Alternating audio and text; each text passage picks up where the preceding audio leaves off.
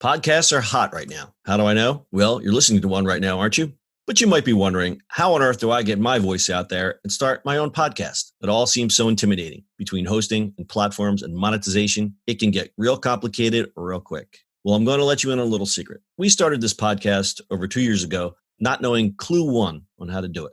So how do we do it? We did it with Anchor. Anchor is the free podcast app with creation tools that allow you to record and edit your podcast right from your phone or computer. And Anchor will distribute your podcast for you, so it can be heard on all the platforms like Spotify, Apple Podcasts, and many more. And everybody likes money, right? Well, you can make money from your podcast with no minimum listenership. It's everything you need to make a podcast in one place. So go right now, download the free Anchor app, or go to Anchor FM to get started. It's the eCommerce Minute, your daily dose of e-commerce, tech, and retail news with your hosts, Bart, Mroz, and John Suder. The eCommerce Minute is a production of SUMO Heavy, a digital commerce consulting firm in Brooklyn, New York, and Philadelphia. Find us on the web at sumoheavy.com. It's eCommerce Minute episode 628. In today's episode, Visa acquires Plaid for $5.3 billion. Plaid, play, potato, potato. Who says you can't teach an old dog new tricks? Some of the world's oldest, most beloved companies have realized there's going to have to start partnering with the new tech companies to remain in business. But even still, Visa's latest move is pretty surprising. Payments giant Visa is buying Silicon Valley startup Plaid in a deal worth $5.3 billion with a B. Plaid offers technology that allows consumers to link their bank accounts to its 2,600 fintech clients, including peer-to-peer payments app Venmo, stock trading startup Robinhood, and investing platform Acorns. This makes it one of several players developing back-end infrastructure to enable fintechs to operate. It's pretty much what Stripe does for payments, but instead of facilitating payments, it helps developers share banking and other financial information more easily. It's the kind of service that makes sense for a company like Visa. Plaid has grown steadily with its list of customers since its launch back in 2013. The company says it integrates with over 11,000 banks and connects to more than 200 million consumer accounts. While it does not give specific numbers or a full list of companies, Plaid said its customer base doubled from 2017 to 2018. They've also expanded to the UK and Canada. Visa CEO Al Kelly said the deal was a long-term play and would position Visa for the next decade.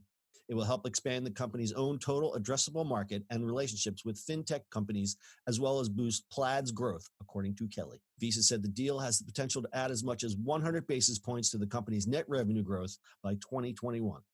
The combination puts Visa Plaid in the very center of the emerging data economy, and it gives it a commanding lead in integrated data payment solutions for fintech, big tech, and others tech. The deal is expected to close in the next 3 to 6 months, pending regulatory approval. With the U.S. digital payments volume set to reach a whopping $1 trillion with a T in 2020, the next few months for fintech startups are integral. Big money for the Plaid boys. What are they like? It's not of a T if it's trill. Get it? T with a trill, right. Sorry. Trill with a T. Those Plaid guys, what are they, like 15 years old? Well, that's like Stripe. It's the same thing. Good deal, man. So it's kind of weird because they used to be a company, and I still is around. I don't remember what the name of the company is because there was a company that connected the banks to anything else like software and things like that. So I don't remember what it was called, but it's like a Y something.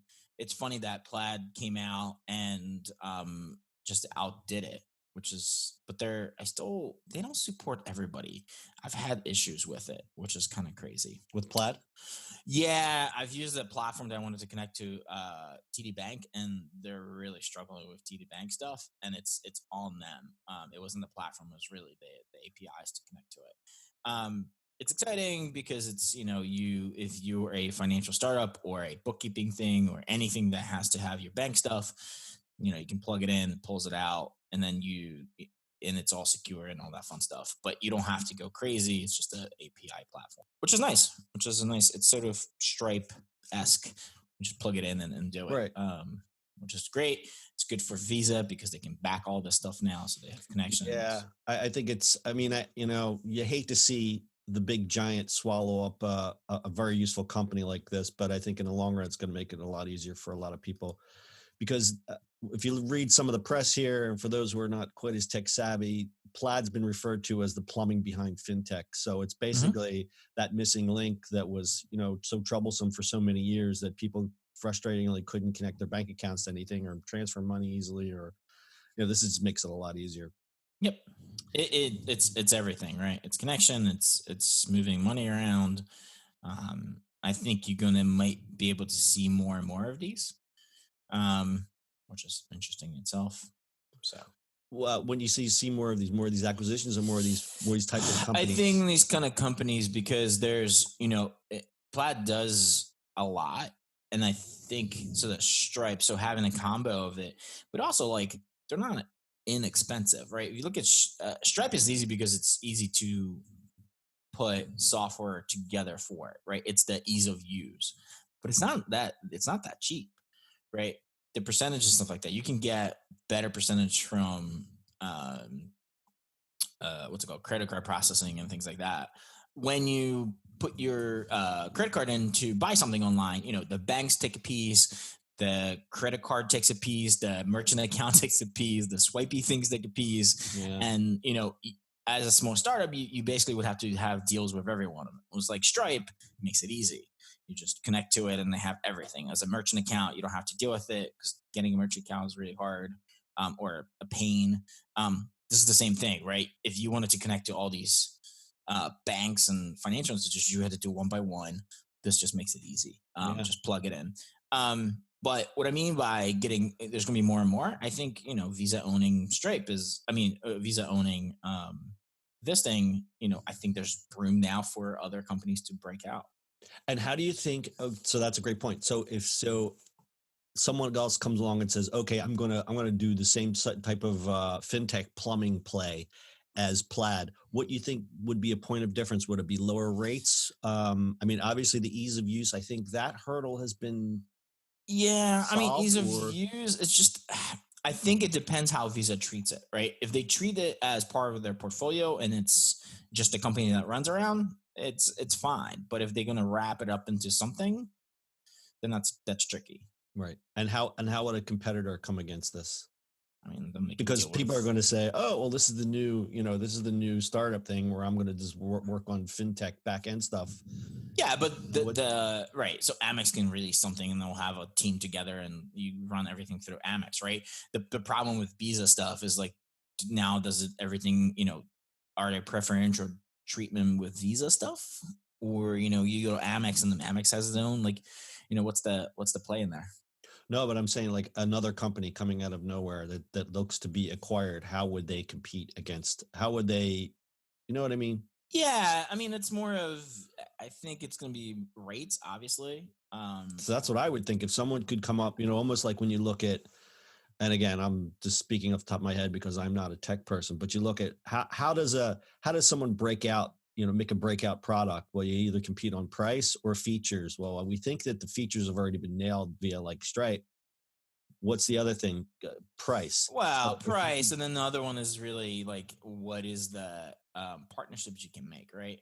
These guys have Visa. You go to, like I said, you go to Amex and you go, I want a partnership with you, and Amex just keeps on pushing it, right? Right, but I'm talking about like your finance. I understand. Finance bro who wants to get that sweet $3 billion deal. Yeah, okay. He's not going to get that. So, you think this is the last one at this valuation? No, but nobody's going to release. I don't think that's the last one of this valuation. It's just, you don't think anyone's going to come up with a competing product as where I've been heading with this? I don't know, sir, because I thought this problem was solved and somebody came out with it. And suddenly here's Plaid getting acquired for $5.3 billion with a B. Right. All right. So these poor souls, William Hocking and Zach Parrott, doesn't really say how much they're going to put in their pockets, but the two of these guys look like they just graduated college, so God bless them.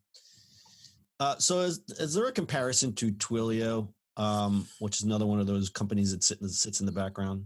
Yeah, Twilio, Stripe, and these guys are probably the same kind of thing, right? It's like Twilio is the pipeline of phone service, and they're just pipelines you can build on top of it to do stuff. So Twilio will plug into like CRM systems that you can run your own phone system by yourself, or it's just a piping basically, right, or a sort of software interface that you can build stuff on top. Yeah, difference with Twilio, I believe, aren't they public? Yes, they are public. And their stock is trading, $119 a share. Not bad. Twilio's actually not doing too bad. Nobody really knows about him unless you're in tech, but they've been around for a very long time. Yes, excellent. And for Plaid's valuation, they're most recently raised $250 million at a valuation of $2.65 billion. So they got a 2x return. Good for their investors. Boy, oh boy. All right, we're going to close that up with a little stat time. Plaid says 25% of people in the United States with bank accounts have connected to the fintech company through an app. Visa CEO Al Kelly said Plaid had seen a compound annual growth rate of roughly 100% since 2015. Finally, Plaid's scale reach is so massive that it's now used by an estimated 1.4 consumers in the U.S. So, and nobody knows about it. All right. You guys got anything else? Nope. I was here for the podcast. I am. Sorry. This is what happens when it gets a little too geeky. Yeah, I got a little too techie there. Sorry, I am Brittany. here for moral support. Brittany's here. She wrote the script. So high fives to Brittany. And you'll see her in the next episode and a few others because she's going to be spilling gallons of hot tea on some other topics that she's very well versed in. You guys got anything else? Nope. All right, that's your e-commerce minute for today. We'll see you on the internet tomorrow. That's it for today's show. If you like the show, do us a favor and subscribe or leave us a review on iTunes. And don't forget, you can now listen to the e-commerce minute on your Amazon device. Just add e-commerce minute to your flash briefing. And finally, if you have a comment or suggestion or just want to say hi, find us on social media at SUMO Heavy.